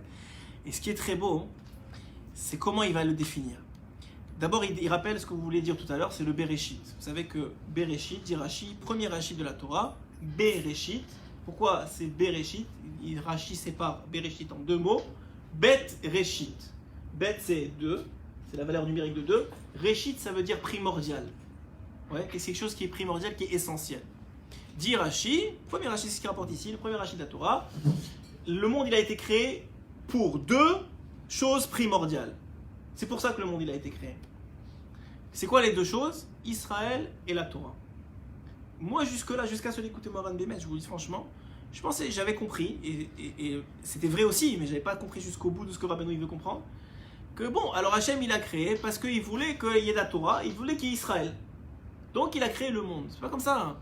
Hachem, il a vu la Torah et il a vu Israël. Ce que dit d'ailleurs dans le Zohar, il dit il a vu la Torah, il a créé le monde. Je n'avais pas compris ce que ça veut dire. Là, il t'explique ce que ça veut dire. Il a dit maintenant, il a vu la Torah, il a vu Israël, et en fonction de ce qu'il veut que soit Israël, et ce qu'il veut que soit la Torah, donc c'est la volonté d'Hachem, c'est en fonction de ça qu'il a créé le monde. Puisqu'il voulait que la Torah soit un vecteur de bonnes mœurs, de valeurs, etc., il a créé des parents et des enfants. Pour qu'il y ait une mitzvah de Kivut Avayim. Il a créé des pauvres et des riches. Pour qu'il y ait une mitzvah de Tzaka. Il a créé, je sais pas moi, la lune. Pour qu'il y ait une mitzvah de Birkat Levana. Il a créé le monde, il a dit bon maintenant il faut que ça marche comme ça. Non, il a vu à l'avance la maison finie. Il a vu le 3e Beth Amikdash. Il a dit maintenant pour arriver à ça. Il faut 2 Beth Amikdash et 2 destructions. Il faut un pogrom, il faut la Shoah, il faut ça. On n'a pas le choix. C'est la seule façon d'y arriver. Et s'il y en avait une autre moins douloureuse, il l'aurait fait. Mais il n'y en a pas. Et donc, on arrive à ce Inyan-là. Pourquoi il a créé les autres peuples? S'il a créé le monde pour Israël. Parce que Israël n'aurait pas été Israël sans les autres peuples. C'est aussi simple que ça. Pourquoi il a créé? Il met les Arabes qui nous envoient des bombes. Parce qu'on ne serait pas Israël sinon. Israël se définit aussi en tant que peuple, et même en tant qu'individu, par ceux qui l'entourent. Chaque individu dans les peuples aussi ont une raison d'être. On va être d'accord avec ça. Hachem, il va pas créer quelque chose. Hachem, il va pas créer rien. Si je vous dis la mouche, encore plus un individu. Ouais, c'est la raison pour laquelle quand les anges ont voulu se glorifier et chanter alors que les Égyptiens étaient en train de mourir, il a dit qu'est-ce que vous faites? C'est mes créatures. Quand nous on a chanté, je vous ai déjà dit ça, on a chanté parce qu'on était heureux d'être libérés, pas parce qu'ils étaient morts. Ouais, parce que nous on n'a pas cette notion-là de vengeance. Ça nous apporte rien le meurtre et la mort comme ça. C'est pas un plaisir chez le juif. Mais on va dire, mais en vérité, les anges, ils n'avaient aucune raison de chanter. Pourquoi tu chantes? C'est mes créatures, je ne les ai pas créées pour rien. Il y avait un but. Et pourtant, tu me dis que c'est des créatures qui ont asservi, qui étaient méchants, ça change rien. C'est mes créatures. Ils ont un but. Puisqu'ils font partie de cette finalité bonne, finalement, ils seront bons aussi. Ils font partie du bon. Mais c'est des mauvais. C'est une catastrophe. Même eux, puisqu'ils ont une part dans le gâteau, entre guillemets, ils ont une part dans le bien. Ça fait du sens? Ouais. Les Égyptiens, je ne comprends pas ce que je pense. Ah ouais? Eh ben, excusez-moi, mais je veux dire que les Égyptiens, je sais pas, je crois pas que vous vous rappelez, on n'était pas là-bas, on se rappelle pas quand on était là-bas, parce que je vous jure que c'était pas drôle. C'était pas drôle. Mais je comprends très bien ce que vous dites. Je comprends très bien ce que je vous dis, et je ne essaie même pas de contredire ce que vous dites, parce que pour l'instant, on n'a pas la vision, ni les éléments pour pouvoir contredire ça. Les tzadikim, eux, oui, mais pas non, c'est sûr que pas non. Et même les tzadikim, ils sont tellement conscients qu'on n'a pas les éléments, que, et vous connaissez cette histoire, je vous l'ai raconté sur le Rav Leibovitch, qui était l'un des 36 tzadikim cachés de la dernière génération. Il y a une histoire très connue que le Rav Leibovitch il était réuni avec les 36 tzadikim, et les 36 tzadikim, ils ont dit, c'était la veille de la guerre des 6 jours, ou une semaine avant, et ils savaient qu'il allait avoir une lumière extraordinaire qui allait descendre dans le monde. Et ils savaient que c'était un potentiel, si c'était utilisé, cette lumière-là, elle était canalisée dans le bon sens, de faire venir Mashiach. Et le Rav Leibovitch, il a dit non. Enfin, c'était la tête des 36, il a dit non. C'était le seul qui a dit non. Alors tous ils ont dit, mais ça y est, c'est bon, on peut y arriver, la lumière, elle descend. Il a dit, moi, je veux pas une deuxième Shoah. Et elle va descendre, on va y arriver, mais pas au prix d'une deuxième Shoah. Je préfère attendre, sans deuxième Shoah, et qu'on y arrive. Et c'était le seul des 36 à avoir vécu la Shoah. Donc vous voyez que même lui, qui comprend ce concept-là, qui sait, il dit, mais non, mais moi, je me mets à la place du petit qui comprend pas. Et lui, il vivra, et je veux pas qu'il vive ça. Mais lui, il sait très bien que c'est bien. Il connaît la finalité. Il comprend même la raison de la chose. Ça justifie pas qu'il en ait une deuxième. Donc on voit que c'est pas si simple que ça. Mais dans le concept qu'on comprenne, déjà qu'on intériorise et qu'on est de la émouna, que tout ce qu'on vit, mais dans les moindres détails, vous n'avez aucune idée à quel point dans les moindres détails. Mais c'est-à-dire, même si moi j'ai fait ça maintenant, ça a une raison. Moi je sais pas. J'ai aucune idée que quand j'ai fait ça, c'était pour réparer, que j'ai fait quelque chose avec ma main. Genre, je sais pas ce que j'ai fait, j'ai mis une claque à quelqu'un. Non, bon, Hachem, j'ai pas programmé personne. Mais je sais pas ce que j'ai fait, et ça fait partie de la réparation. J'ai aucune idée de ça, moi. J'ai aucune idée que c'est pas. Que quand tu étudies la Torah, tu dis que c'est une bonne chose, c'est une mitzvah. Mais tu sais pas qu'à chaque fois que la salive elle sort, elle vient réparer du lachonara, elle vient réparer des mauvaises choses, elle vient réparer même peut-être des gilgoulim, un jour t'as mal parlé de quelqu'un dans une autre vie, que t'as rien à voir, je sais même pas c'est quoi. Et là, Hachem il a fait en sorte que tu puisses parler de Torah et que ça a le même sujet ou que ça a les mêmes mots, ça a les mêmes lettres. Rabbi nous dit dans l'écoute Moran, on l'a fait ensemble, l'écoute Moran Dalet. Chaque fois que tu fais une Avera, ça écrit sur tes os comment on appelle ça, le verset de la Torah que tu as transgressé. Mais ça l'écrit pas en bon ordre, ça l'écrit avec des lettres inversées. C'est la raison pour laquelle il faut venir chez le tzaddik pour avouer toutes les fautes qu'on a fait. Et on avait lu ça, oui. On avait étudié ça, si vous vous rappelez bien, pour ceux qui étaient là. Et pourquoi ? Parce que le fait que tu avoues devant le tzaddik les fautes que tu as fait, ça remet en ordre les lettres que tu as inversées. Et ça fait comme si tu avais fait une mitzvah à la place de la vera. Ouais, c'est le Yann la veille de Rosh Hashanah. Au Man, on fait Vidou Dvarim. On fait un peu des fautes. Il y a un Vidou Dvarim je rappelle tous les ans presque. Il y a un Vidou Dvarim du Chida qui rapporte à peu près, moi je pense qu'il y a toutes les fautes possibles et inimaginables, même ce Alpizoar que tu as mangé la nuit, que c'est interdit Alpizoar, même ça il le dit. Donc tout ce qui est possible, il le sort. Et on est tous, on vit tous notre cœur à partir de là, mais c'est un Yann comme ça. Donc on a la même chose ici. Alors, donc tout a été fait, il y a tout dans les moindres détails, il y a une raison. Il y a une raison, il y a une volonté derrière, il y a une volonté d'Hachem derrière, qui est une petite volonté par rapport à la grande volonté générale qui est d'arriver au tikkun, d'arriver à la réparation, d'arriver au bien absolu. Donc il y a une petite volonté qui fait partie d'un petit tikkun, une petite réparation, qui vient se mettre, tous se mettent ensemble pour finir à la finalité. Parce que tout, ça a l'air un peu orgueilleux de dire ça, mais c'est la réalité. Vous prenez ce que vous voulez, ça ne me dérange pas, mais c'est ce que la Torah elle nous dit, c'est ce que Hachem dit lui-même. Il dit, tout le monde n'a été créé que pour Israël. Maintenant on comprend. Pas parce que on est orgueilleux maintenant qu'on a été créé. Non, depuis le début, il n'y aurait pas eu de monde s'il n'avait pas pensé à Israël. C'est comme, il n'y aurait pas eu de plâtre s'il n'avait pas pensé à une maison. Pourquoi il va y avoir du plâtre? Juste pour le mettre dans la rue? Non, il a déjà pensé à une maison, il a commencé à acheter du plâtre. Il a commencé à acheter des néons. Mais pourquoi il a acheté des néons? Pas pour qu'il reste comme ça posé. Non, parce qu'il veut une maison, le gars. Donc Hachem, il voulait Israël. Il a créé un monde pour que Israël puisse s'exprimer, puisse montrer qui c'est vraiment. Ce monde, c'est pour extraire d'Israël Israël. C'est-à-dire, nous, on croit qu'on est Israël. On n'est pas vraiment. Israël, c'est l'entité qui va être créée au moment du Mashiach, en vérité. Israël, c'est l'entité réparée de Adam Rishon. C'est ça Israël. Aujourd'hui on est un Israël mal fait un peu, un Israël qui manque encore. On est plein de défauts, plein de problèmes, il faut poncer, on est la maison en ruine. Mais petit à petit on nettoie ici, on nettoie là, on arrange ici, on arrange là. Et finalement c'est ça le troisième Beth Amikdash. On arrive à un Israël complet, un Israël réparé, un Adam Arishon réparé qui est meilleur en vérité, qui en vérité la vraie volonté première d'Hachem Yitbarach. Adam Arishon qui a été créé, c'était pas la volonté finale. C'est puisque sinon ça aurait été fini là. On sait très bien que Hachem il a mis en scène la faute. C'est connu, c'est Xerat Melech, on a dit que Rashi dit déjà. Donc ça veut dire qu'il a mis en scène parce qu'il a une vision de ce qu'il veut que Adam Rishon soit vraiment. Qu'est-ce qu'il veut que ça devienne. Nous on n'a pas cette idée-là. Tout le monde entier n'a été créé que pour Israël. Bereshit Bishvil Israël, comme c'est écrit, Bereshit pour Israël et pour la Torah. Donc tu peux dire la même chose pour la Torah. Chez Nikra Réchit, qui est appelé Israël, c'est écrit, elle est appelée ça. Il y a un verset qui dit que Israël c'est le Réchit, c'est quelque chose qui est primordial encore une fois. Qu'Israël ala b'machashavat echila, parce que Israël est venu en premier dans la pensée d'Hachem. Des haïnou chez Hachem, vous imaginez ce qu'on est en train de dire. Il y a un tzaddik qui est en train de tout dévoiler. C'était quoi la première pensée d'Hachem avant d'avoir créé le monde? T'imagines ce qu'on est en train d'étudier? T'imagines ce qu'on est en train de comprendre? Il y a des grands érudits en Torah qui ont étudié plein de Gemarot qui ne savaient pas ça. Qu'est-ce qu'il a pensé en premier Hachem quand il a créé le monde? Rabbeinu il te dit, il a pensé à Israël. Et c'est pour ça qu'après ça, il a fait tout en sorte pour que ça fonctionne.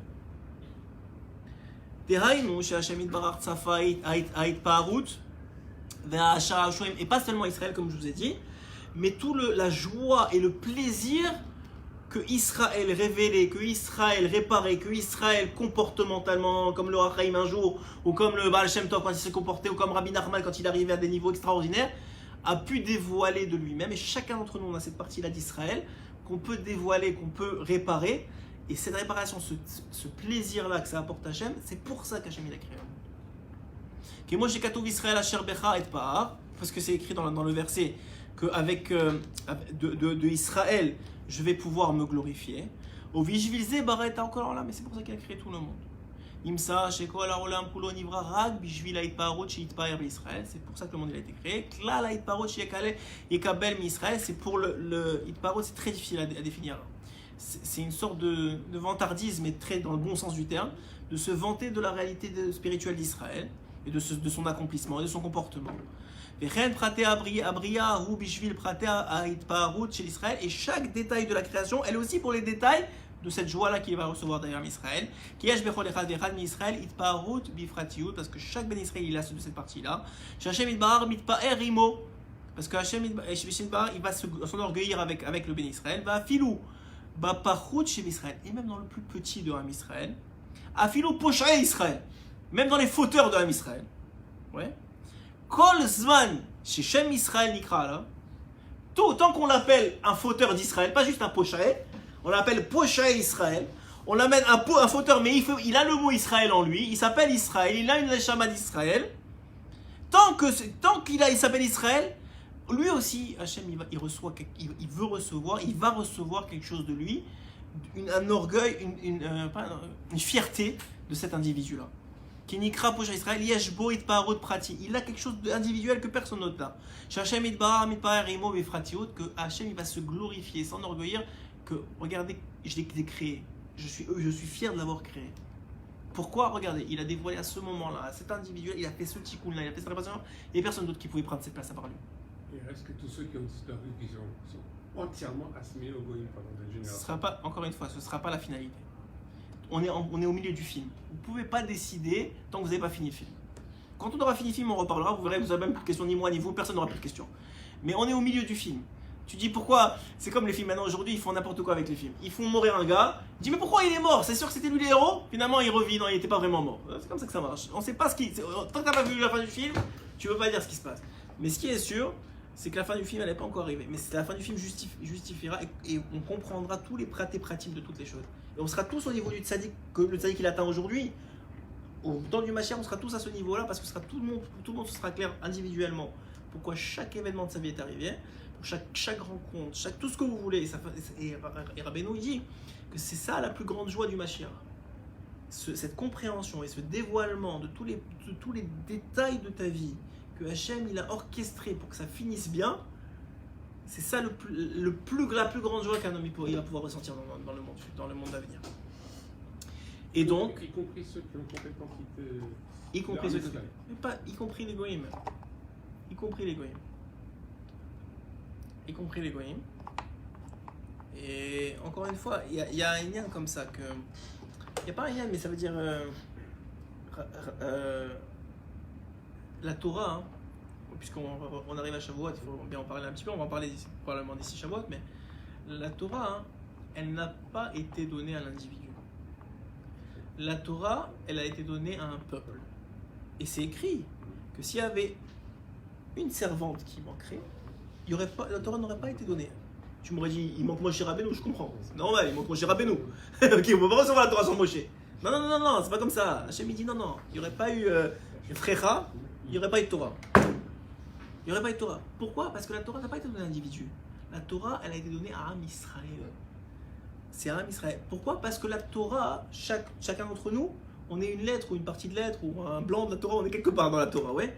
Donc si tu enlèves une lettre, il n'est pas saoul. La Torah, il existe, tu peux faire ce que tu veux avec, c'est pas grave, tu l'enterres par respect. Mais il ne vaut, et tu peux plus lire dedans. Il n'y a plus de Torah. La Torah, elle était donnée à un peuple. 20%. Hein? 20%. Non, pas 20%, 100% à la fin. Non, Rabbi Nathan, il répond à cette question.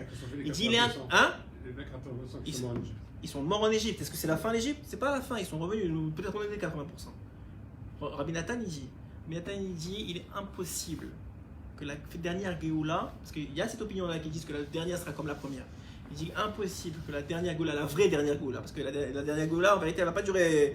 Ça va prendre du temps. Il va y avoir Triat Metim, d'abord des Tzadikim, après des Bénonim, et après des Rechaim. Et peut-être des Rechaim, ce sera que la poussière des pieds des Tzadikim, mais ce sera quelque chose. Ouais. Et en tout cas, tout ça pour dire quoi? Que l'individu, il comprend pas. Mais encore une fois, comment je vais dire ça? la finalité de la création, elle sera 100%. 20% c'est en Égypte. Il y a eu 80% et ils sont morts dans la Makat Rocher. Mais mort, c'est pas une mort définitive. C'est pas une mort définitive. Il y a des tikkun, il y a des réparations, il y a des chats, il y a des animaux, il y a des pierres. Il y en a qui. Le Zohar, il fait très très peur avec ces choses-là. Il dit si tu as fait. Bon, je ne veux pas parler. Ça fait très très peur. Tu reviens dans ça et tu reviens dans ça et ça prend tant d'années. Le pire, c'est la pierre. Ça peut prendre des éternités avant de faire le tikkun. Mais même la pierre, elle a fait un tikkun. Rabbeinu, il a dit si j'avais dévoilé un nigoun d'un seul likouté Moharan, même la pierre, elle aurait fait son tikkun tout de suite. Mais c'est pas la volonté d'Hachem. La volonté d'Hachem, c'est que ça prend le temps que ça prend, que le Mashiach arrive dans son temps. Je sais pas, c'est lui qui a ses plans, moi on n'a pas. Mais on précipite pas les choses. En tout cas, pour dire quoi? Que ne croyez pas, les éléments ont des âmes. Bon, pas tous les éléments, et pas tous les poissons, et pas tous les ont des âmes supplémentaires. Pourquoi on mange du poisson au Shabbat? Par exemple, le Ben Ishra il dit il faut manger du poisson 3 sérodot à Shabbat. Pourquoi? Parce que le poisson, c'est selon la Kabbale, l'élément dans la faune animale, c'est l'élément qui est le plus susceptible de recevoir les plus grandes neshamot, les neshamot les plus élevées. Puisque Shabbat c'est un moment d'élévation et que déjà tout est élevé, alors on essaie d'élever le poisson. Il y a une histoire comme ça de Baba Saleh. Baba Saleh, vous savez qu'il avait élevé, c'est connu, qu'il faisait beaucoup de hiloulot. Beaucoup de hiloulot. Tous les tzadikim, ils ramenaient toute la ville, ils ramenaient. Et toujours, en général, il y avait un poisson sur sa table, énorme poisson. Alors un jour, ils ont trouvé un poisson. Ils ont dit avec qui on va le vendre. Soit on va le couper, on va perdre de l'argent, soit on le vend en entier, c'est un beau poisson. Je sais pas moi, une dizaine ou une quinzaine de kilos, je sais pas combien, c'est quoi un beau poisson en vérité. Mais un très beau poisson. Ils ont dit on va voir Baba Saleh, on sait qu'il rachète tous les beaux poissons. Il vient, il montre le poisson, il dit bien sûr je l'achète tout de suite, combien hein? Et il ramasse. Et il dit à son chamash, appelle tout le monde, il y a une Iloula ce soir. Il dit Iloula. D'habitude il annonce un peu avant, il y a une Iloula, la semaine prochaine il y a une Iloula, comme ça les gens se préparent. Ce soir il y a une Iloula. Ok, tout le monde vient, la rack, tu sais, la bouteille qui est cachée là, qui fait que verser. La Maria, il était déjà en Israël à ce moment-là, il y avait sûrement de la rack aussi. La Maria, la rack, ce que tu veux, il est versé, ça versait, et le poisson. Et je dis maintenant, je vais vous dire pourquoi vous êtes tous venus. Vous êtes tous venus, alors je ne me rappelle pas du nom du tzaddik, je ne veux pas dire une bêtise, mais pour tel tzaddik. Et la vérité, c'est que j'avais oublié ça Iloula. Mais Hachem, il a fait en sorte qu'il m'a amené une sorte de Saneshama qui est revenue dans ce poisson que vous voyez ici. Et ça m'a rappelé qu'effectivement, ça Iloula, on a fait les vodos et pour monter cette mitzvot de Doucha. Il faut savoir que même le tzaddik, c'est pour ça que je vous ai déjà dit ça, que la Shir HaKadosh, le Shir HaKadosh, il dit. Le Shir HaKadosh, le Shir. Il me semble que c'est la Shir HaKadosh, je pense. Le Shir HaKadosh, il dit que quand on allume une bougie, nous on a l'habitude de dire pour un tzaddik l'irvod. Ouais, je pense qu'on avait dit ça dans un shir. L'irvod. Il dit, le shir, il faut dire l'irvod, velelo nishmat. Pourquoi on ne dit pas l'elo nishmat? Parce qu'on dit attends, c'est un tzaddik, on va pas dire pour l'élévation d'un neshama du tzaddik. Il dit c'est une taout. Vous croyez quoi, que le tzaddik il monte pas? Mais Hachem il est infini, c'est sûr qu'il monte. Tu peux tout le temps monter. Donc tu dois dire l'irvod en l'honneur de Velelo Nishmat Rabbi Nachman, si vous avez pas pourquoi. Même si le plus grand des tzaddik, même Moshe Rabbeinu il monte encore. Parce que c'est infini, Hachem il est infini, donc les montées sont infinies, l'ascension elle est infinie. Donc il dit même le tzaddik il redescend, il revient en poisson, en truc, en machin, et même il veut monter, tout ce qu'il veut, tu veux monter encore plus.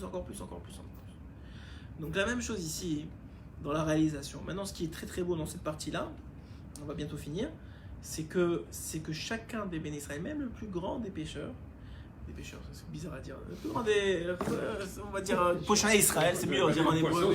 Oui, avec les poissons c'est normal. Je me disais pourquoi je disais pêcheurs, c'est bizarre, c'est pas dans mon langage de dire ça. Là, j'étais dans les gnagnas des poissons, vous voyez.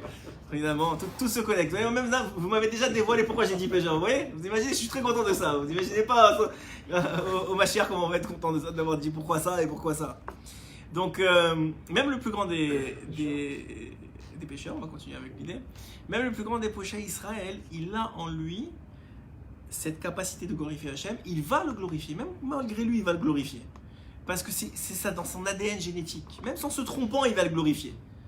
Donc, et le Henyan, il est que ça apporte la raison d'être de la création d'Am Israël, mais c'est pas seulement ça, parce que la création, c'est la finalité. En vérité, ça rapporte la raison d'être de toute la création du monde entier, autour de cet individu-là. Et tout ça dans toute chose et dans tout élément, il y a ce Enyan-là que le tzaddik qui vient pour chercher, il cherche. Toi, tu es venu pourquoi? Il cherche c'est quoi le bien qu'il y a en toi, qu'il n'y a pas chez quelqu'un d'autre, cette Nekuda extraordinaire. Il veut savoir pourquoi, pas forcément pour te glober, parce que c'est bien d'élever l'autre juif et de le voir bien, etc. Pas seulement pour ça, parce qu'il veut savoir pourquoi Hachem il t'a amené dans ce monde. Il y a une raison. Il y a une raison que toi tu es là et que personne d'autre peut faire ton travail à toi. Il y a une raison. Et lui, en cherchant ça, il connaît plus Hachem, il connaît le Ratzon d'Hachem, et dans les prochains shiurim, on fait la suite. Dans les prochains shiurim, on va comprendre, on va essayer de comprendre pourquoi le tzaddik il cherche tellement ça. C'est comme de l'or pour lui. C'est comme des pierres précieuses. Pourquoi? Parce que maintenant il comprend mieux Hachem, il comprend mieux la raison de la création de toi et de tous les éléments. Et en faisant ça, il utilise ça pour rapprocher tout Am Israël vers Akadosh Baruch Hu. Hazak ou Baruch. Fin du premier shiur sur l'Écoute Moran 17. Si vous pouvez juste éteindre la caméra.